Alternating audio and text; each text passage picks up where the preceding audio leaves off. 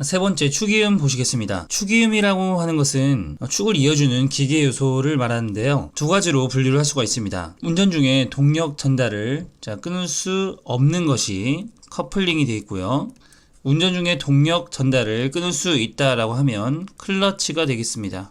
이 커플링은 고정 커플링과 유연성 커플링으로 두 개로 나눌 수가 있는데, 이 두 개를 구분하는 문제가 자주 출제가 됩니다. 그래서 고정 커플링에는 어떤 커플링이 있는지, 그리고 유연성 커플링에는 어떤 커플링이 있는지를 구분하시는 것이 가장 중요하겠는데요. 우선 고정 커플링에는 머프 커플링, 마찰 원통 커플링, 플랜지 커플링이 있습니다. 이 고정 커플링에 이렇게 세 가지죠. 세 가지 종류의 커플링이 있다는 것이 가장 중요하겠고요. 이 플랜지 커플링의 키워드는 이 볼트입니다. 볼트. 이 플랜지 커플링은 주로 파이프나 축을 연결하기 위해 사용되는 돌출 원형판 모양의 부속품인데요. 그 두 축 끝에 플랜지를 달고 그 볼트를 고정한 후에 그 대형 장치에 사용되는 그런 커플링이 되겠습니다. 고정 커플링의 종류 중요하고요. 그 중에 플랜지 커플링 꼭 기억해 두시기 바랍니다. 이 고정 커플링이 두 축을 딱 맞게 연결하는 그런 커플링이었다면 미세 정렬 오차를 허용하는 그런 유연성이 있는 커플링도 있습니다. 이것이 유연성 커플링, 즉 플렉시블 커플링이 되겠는데요. 우선 이 플렉시블 커플링에는 올덤 커플링, 그 다음에 유니버셜 조인트, 그 다음에 기어 커플링, 고무 커플링, 체인 커플링, 그리드 플렉시블 커플링, 이런 것들이 있습니다. 이 유연성 커플링에 해당하는 커플링들은 미세 정렬 오차가 발생하여도 허용한다는 특징을 가지고 있고요. 이것은 진동, 충격, 흡수가 가능합니다. 올덤 커플링, 유니버설 조인트 이런 것들을 쭉 보시면 이렇게 어느 정도 중심선이 어긋났을 때 허용이 된다. 이런 것들이 다 플렉시블 커플링의 특징이 되겠습니다.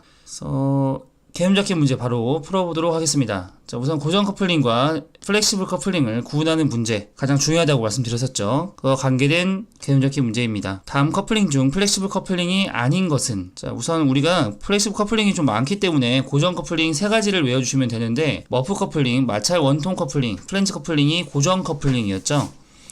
여기서 고정 커플링, 머프 커플링, 마찰 원통 커플링, 플랜지 커플링 3개를 골라주시면 되겠습니다. 여기서는 머프 커플링 밖에 없네요. 답은 2번이 되겠습니다.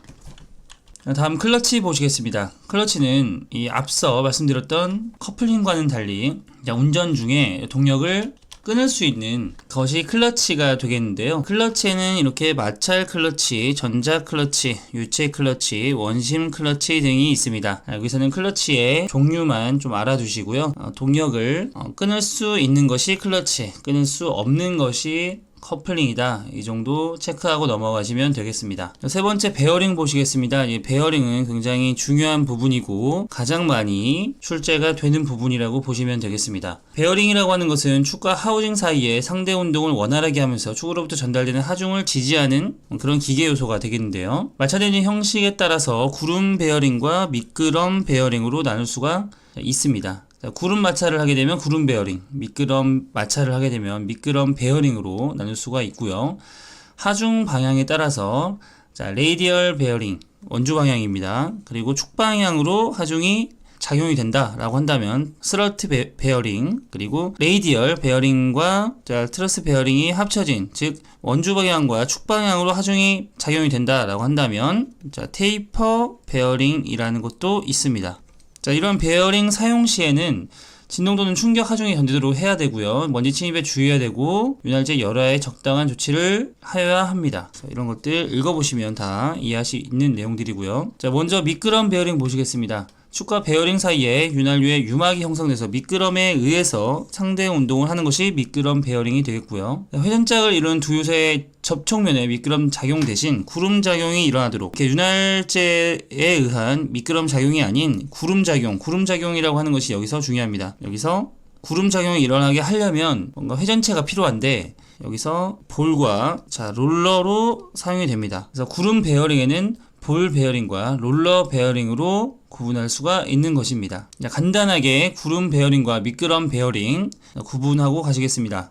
우선 구름 베어링과 미끄럼 베어링을 구분하시기 전에 이 구름 베어링이 이 볼 베어링과 롤러 베어링 이렇게 회전체가 있다는 것을 알고 특징을 비교하시는 것이 좋겠습니다. 자, 여기서 보시면 우선 마찰은 구름 베어링 구름 마찰, 그리고 미끄럼 베어링은 미끄럼 마찰을 하게 되는데요. 자, 회전 속도는 이렇게 구름 베어링이 고속, 그리고 미끄럼 베어링이 저속입니다. 자, 하중은 미끄럼 베어링이 윤활에 의해서 미끄럼에 의해서 상대 운동을 하기 때문에 이것은 고하중도 잘 견뎌낼 수 있고요. 자, 구름 베어링은 중하중에 사용이 됩니다. 정밀도는 구름 베어링이 더 미끄럼 베어링보다 높게 되고요. 소음은 볼이나 롤러가 들어가 있기 때문에 다소 발생하게 됩니다. 구름 베어링에서는. 반면에 미끄럼 베어링에서는 미끄럼에 의해서 상대 운동을 하기 때문에 조용하게 운동을 할 수 있게 되는 거고요. 유지 보수를 하게 되면 이렇게 주기적으로 윤활을 해줘야 된다는 거. 반면에 유지 보수에 있어서는 간단한데요. 구조는 구름 베어링이 복잡하고 구조도 복잡하기 때문에 가격이 비쌉니다. 미끄럼 베어링은 구조가 단순하지만 유지 보수가 좀 주기적으로 해줘야 한다는 좀 단점을 가지고 있고, 가격은 구름 베어링에 비해서 저렴하다는 특징을 가지고 있습니다. 자, 이 내용, 구름 베어링과 미끄럼 베어링을 비교한 내용 꼭 체크하고 넘어가시면 되겠고요. 자, 여기에서 베어링 장착 방법도 굉장히 중요한데 이 수치가 굉장히 잘 나옵니다. 가열 유조에 의한 방법으로 장착을 할 수가 있는데, 우선 열을 가해서 100도씨 범위에서 열박음을 실시합니다. 이렇게 하면 베어링을 정확하게 장착을 할 수가 있는데, 이게 130도가 넘어가게 되면 베어링의 경도 저하가 일어나므로 주의를 해야 됩니다. 그래서 이 수치가 중요하겠죠. 자, 100도씨 범위에서 열박음을 실시한다. 하지만 130도가 넘어가면 경도 저하가 일어날 수 있으므로 유의해야 된다. 이 내용들을 알고 계시면 되겠습니다. 그래서 베어링 장착 방법에는 이렇게 가열 유조에 의한 방법과 고주파 가열기에 의한 방법, 프레스 압입에 의한 방법, 이렇게 세 가지가 있다는 것도 같이 체크하고 넘어가시면 되겠습니다. 다음 장으로 넘어가도록 하겠습니다. 자, 베어링의 호칭 방법이 있습니다. 호칭 방법에는 이렇게 기본교, 계열 번호와 안 찌른 번호, 접촉과 번호로 나타낼 수가 있는데 이렇게 예시가 나와 있습니다. 자, 6208, 보통 이렇게 네 가지 숫자로 호칭을 하게 되는데, 62 앞에 숫자 두 숫자의 의미는 계열 번호를 뜻하고요. 6이라고 하는 것은 깊은 홈 볼 베어링을 뜻합니다. 08이라고 하는 것은 안 찌른 번호를 얘기하는데, 이것은 우리가 04 이상이 되면 곱하기 5를 해주면 됐었죠. 자, 이것은 전 강의를 참고하시면 되겠습니다. 자, 여기서는 08이므로 곱하기 5를 해줘서 안 찌른 번호가 08이므로 안 찌름이 40mm 라는 것을 의미하게 됩니다. 그리고 C2라고 하는 것은 클리어런스 기호를 뜻하고요. P6은 정밀도 등급이 6급이라는 의미를 가지고 있습니다. 그래서 안 찌른 번호 표시 방법, 이 내용 가장 잘 나오는 내용이므로 꼭 알아두시면 되겠고요. 자, 미끄럼 베어링의 윤활에는 이렇게 유체 윤활, 경계 윤활, 극압 윤활 이렇게 구분할 수가 있습니다. 유체 윤활이 이렇게 완전 윤활로 가장 이상적인 윤활이 되겠고요. 경계 윤활이라고 하는 것은 하중이 증가하거나 속도가 저하돼서 유막의 두께가 얇아지는 그런 윤활이 되겠습니다. 이러한 것은 하중을 지탱할 수 없는 상태가 되겠죠. 극압 윤활이라고 하는 것은 국부적으로 금속의 융착과 전단이 반복돼서 저쪽 금속 부분이 융착돼서 눌러오는 상태를 얘기합니다. 그래서 가장 이상적인 윤활 방법은 유체 윤활 상태가 되고요. 경계 윤활, 극압 윤활이라는 윤활 상태도 있었습니다. 그래서 여기서는 베어링 부분이 굉장히 중요한 내용이 많으므로 수치, 그 다음에 호칭, 안 찌른 번호 꼭 체크하고 넘어가시면 되겠습니다. 바로 개념 잡기 문제 풀어볼게요.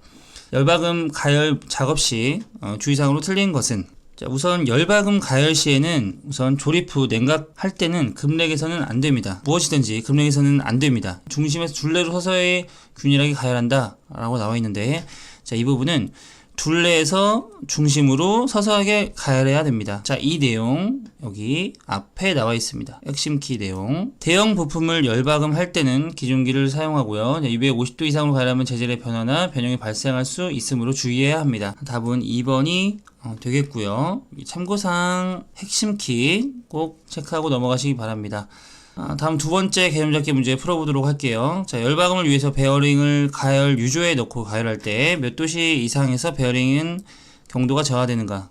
130도였죠. 자, 100도씨 정도에서 우리가 가열 유지에 놓고 가열을 하는데 130도 이상이 되면 베어링에 경도 저하가 올 수 있으므로 유의해야 된다고 말씀드렸었습니다. 따라서 답은 1번이 되겠습니다.